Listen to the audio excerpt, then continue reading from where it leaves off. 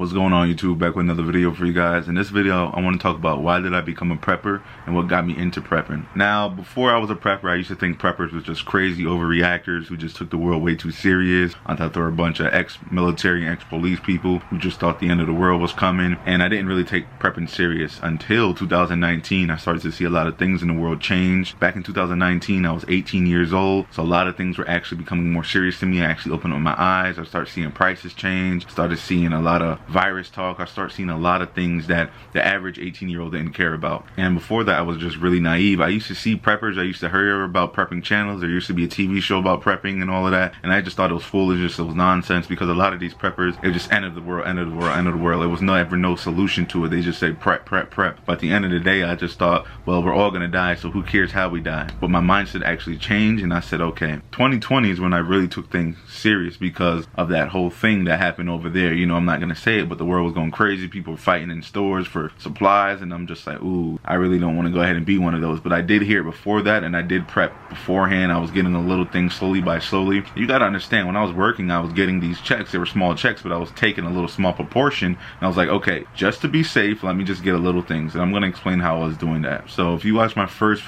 ever video, you know that I used to work at Dollar Tree, and basically when I used to get these little small checks at Dollar Tree, these checks weren't a lot. They were like $400, 430 bucks. It wasn't that much money. I started getting a lot of everyday carry items you can. For example, I'll get little medical supplies here, I'll get grease here, and I would just get little small things that I know that I needed in the future. And basically I would just get little chargers, I would get portable this, I would just get a whole bunch of bowls. I would just get things that, okay, if stuff hit the fan, I know that I have this. Yes, it's cheap. It was $1 before Dollar Tree changed their prices to $1.50, $1.25. So a lot of these things I just got it. I got little towels. I just got a lot of things that I know that's very cheap, and I know that I can afford it. And I would say maybe out of that check, I'll probably spend 30 to 50 bucks each time I got paid, but it was worth it because I just stacked it up and basically made a little collection in the pantry. Also, when I used to get my small little paycheck, I used to go to Home Depot and I would get me tools and I would get me weapons. Now I showed you guys, if you want to go ahead and watch my 2 prepper videos, I'll put them up right here so you can watch both of them. But basically, I got me a little hatchet, I got me a machete, got me a crowbar, and I just got me other little tools that I know that, okay, I can carry this on me and I can pass it out to my family members if we ever needed to defend ourselves. And the reason being why I went to Home Depot and got tools and weapons is because I wasn't 21 at the time. In Florida, you have to be 21 to own a firearm. So at the time, I was just like, you know what? It's either I'm gonna have to go on one of these websites and buy me a crossbow and just that would be my firearm, or I would just have to go ahead and get a blunt weapon or a sharp weapon, and I just use melee weapons. So that's what I thought about. I thought about everyday items that I can have at my house, and I thought about weapons, and that's the first 2 things that I did when I started prepping. Now, the third thing I did, and I kind of did this backwards, don't worry, I'll make a separate video of mistakes that I did while I started prepping. I got small packages of food and water. Now, you can get juices too, but my main thing was water. A lot of preppers say water, water, water. So that was my main focus. Then again, I worked at Dollar Tree, so what I would do every paycheck, I would get me small snack, usually canned stuff that I know I'm not gonna eat firsthand. Like, these canned stuff lasts about 2-3 years, so I wasn't really worried about it. And I know before I discovered Sam Club and other stores that you can bulk buy, like Costco's and whatnot, the reason being is it was right there and I can just get a whole bunch and it was all good to go. So that's why I got a lot of canned stuff that I know I really wasn't gonna eat that moment and so fast, and then I would just go ahead and make my little collection. Now, in the videos that I show you, those are a little small collection I have. I actually have a bigger collection. It's actually in my kitchen. But a lot of these things that I brought, these are from 2 years ago, a year ago, and they're still good because, like I said, a lot of these canned items are 3 years ago. Now, the water is different. You have to rotate the water out, and that's what I do. At Dollar Tree, a lot of the water is either the big red jug. If any of you ever went to Dollar Tree, you know what I'm talking about. It's a big red jug. That was $1. Now it's $1.50. That was actually pretty big. And then you can either get a 6-pack or you can get the 4-pack of flavored water if you want. But I just got regular water, and I just started prepping like that and just put it to the side and rotate it out. Now, another thing that I did, and a lot of preppers don't understand this, you have to start doing this. I started working out more, and the reason being why I started working out more was obviously to drop the weight, but I also wanted to put in muscles on my arm. Now, my arm, I don't have the biggest arms ever, but I needed to put more muscle up in case I needed to hop a fence or I need to climb up something. I want to be able to do that. And the other thing is too is cardio. I'm still working on my cardio, but a lot of people, especially preppers, they say, yeah, you know, I'm gonna run, I'm gonna do this, I got a bike, I got a car, I got whatever. But yeah, sometimes you won't know if you will ever need to run or you need that cardio. So that's That's why I'm trying to get my cardio up. So a lot of people, if you're are gonna start prepping, yes, you can have all the guns, you can have all the water, the food, whatnot, but you are gonna need to know how to run, how to pull yourself up. Those are the main two things I would say focus on. Make sure your legs work and you can sprint when you need to, you know, sprint for at least 2 minutes, and make sure you can pull yourself up. Well, let's just say, you know, a zombie apocalypse happened. You want to be able to get away from zombies, you had to hop the fence. You pull yourself up with your bag, throw your bag over, hop up. Those two things for all my preppers, just know how to do that, and trust me, prepping will be so much easier for you in your physical way. Another big thing I did, I watch a lot of prepping YouTubers. Now I can give you some. Angry Prepper, he's one of my favorite. You have City Prepping, Canadian Prepper, Alaska Prepper, Magic Prepper. You have a whole bunch of different preppers out there, and I used to watch a lot of them. But my favorite one I would have to probably say right now is Angry Prepper, because he give it to you raw, and plus he's like a built guy, so I kind of relate to him mostly out of all the preppers because of the way that his body look, and he's a pretty serious guy. He give it to you raw. But I started to watch a lot of these preppers and learn new things about them, and then each of them have their own individual skill. One thing I like about them, for example, like Angry Prepper and Magic Prepper are two different preppers. Canadian Prepper and City Prepping is two different people. So I like how each prepper is different. I'm able to learn from them. And also bushcraft videos and survival videos, I started getting to that. For example, I was never a Boy Scout. I never really went into the wilderness and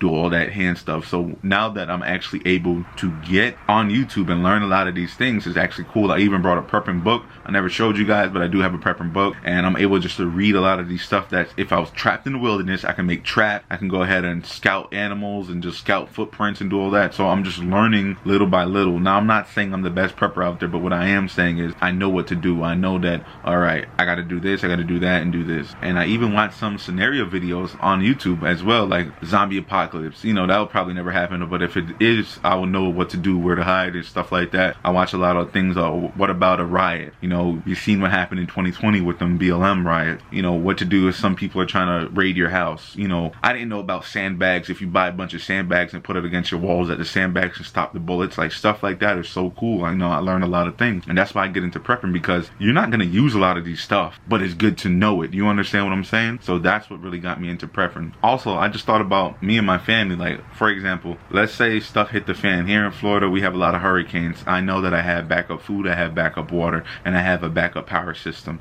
I didn't show you guys that either, but I do have a little portable thing if we need to charge our phones or whatnot. So what I'm saying is, a lot of these things is not for me. Yes, it's for me, I brought it, but it's also for my family. If stuff hit the fan, I'm able to be like that so-called superhero, and only my family know about this really, because I'm the one who's constantly ordering packages and bringing stuff in. So I'm basically like a wingman, if that makes sense. I'm like a little guardian when it comes to serious situations, and even situations that did happen. For example, I told you guys about my little medical kit that I have. The medical kit, you know, my sister scraped herself, okay, no bandages, all right, I got them, here you go. You know, maybe they need grease, maybe they have like, you know, they just need grease for ashy elbows or something, or they just, whatever they need it for, I have that, you know. They need food or they need water, just whatever it is, I make sure I feel secure about myself that I have something to help my family, you know, just in case something is wrong with them. Also, a big thing that got me into prepping was watching people fight. 2020, a lot of people were fighting over tissue, toilet paper, a lot of just unnecessary things. Meat, they were fighting over the last piece of meat. I was just like, yo, what are you people doing? And it's all ages. It wasn't just young people, it was elderly, it was middle age. It's just like, you people are really fighting over the last thing. I don't want to be that person that's embarrassing myself on the internet, because those videos are on the internet for life. Like all those 2020 videos, if you could literally search it up on YouTube, 2020 videos of people fighting in store for a lot of things. Panic buying, I don't want to be panic buying. So that's why I just go ahead and just get every little thing that I need for me and my family, and I'm able to prep like that. But let me know if any of you started prepping. Why did you start prepping? Did you started prepping 20 years ago, 10 years ago, 5 years ago, last year, 2020? Me, I would say I officially started prepping in January 2020, but you can say I was concerned back in 2019 of November-ish to about December, around that time, Thanksgiving and Christmas. But let me know when you started prepping. Why did you start prepping? And did your family think you're crazy? For me, my family thought I was insane. They thought I was crazy.